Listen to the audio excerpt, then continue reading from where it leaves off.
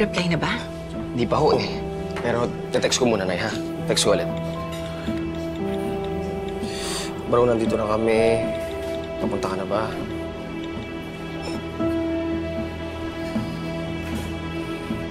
Antay ko lang pa reply.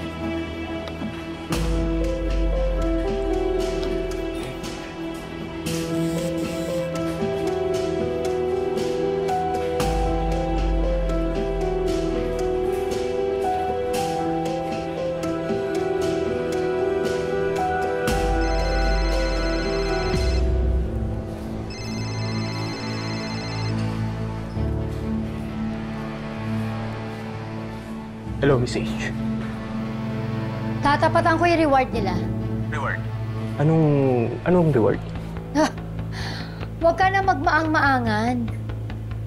Pinasubaybayan kita kay Maximo. Dahil wala akong tiwala sa'yo. Okay, sige. Pero, paano to, Miss H? Tatapatan ko lang yung 100,000. At anong gusto mo? Doblehin ko? Ano ka? Huwag ka sugapa. Hindi naman. Mga 150,000 lang. Balo ko kasing singilin na 200,000 to mag-ina eh. Mukhang willing naman sila magbigay. Ah, talaga? Subukan mo. Para bukas na bukas, balita na sa social media yung plate cloning business mo. Nakalimutan mo? Loyal sa akin si Maximo.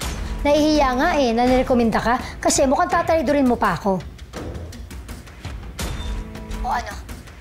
Hihirit ka pa? Hindi na. Padala nyo na lang 100,000 sa account ko.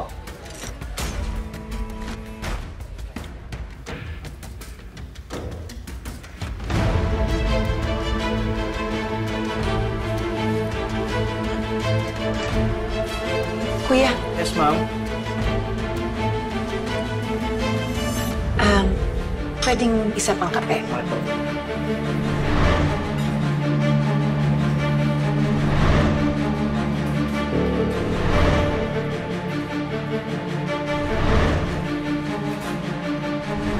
Anak, check mo nga, baka nag-text na. O kaya tawagan mo na lang. Sige, Nay, tatawagan ko na lang.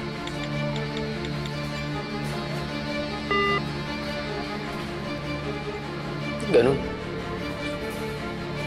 Bakit?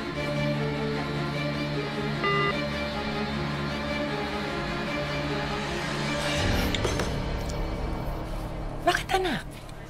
Nay, binlock ako eh. Para tayo niloloko ng tao eh. Anak, mukhang legit naman siya. Eh, alam niya yung tungkol sa tatay mo na para legit yung tatay mo. Akin na nga yung number. Ako nang tatawag. Ito po.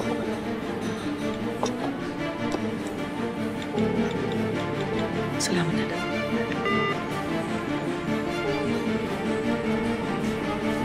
Hindi ko rin makontak. Sabi sa inyo eh.